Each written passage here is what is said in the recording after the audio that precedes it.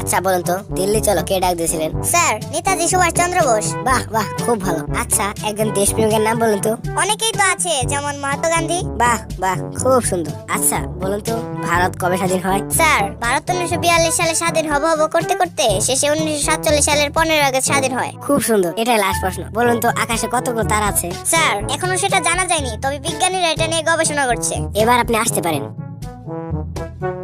ভাই, আপনাকে কি কি প্রশ্ন করছে? প্রশ্নগুলো আমার তো মনে নেই, কিন্তু উত্তরগুলো হচ্ছে নেতাজি সুভাষচন্দ্র বোস। অনেকেই তো আছে, যেমন মহাত্মা গান্ধী। 1942 সালে হব হব করতে করতে শেষে 1947 সালের 15 আগস্ট। এখনো জানা যায়নি, তবে বিজ্ঞানীরা এটা নিয়ে গবেষণা করছে।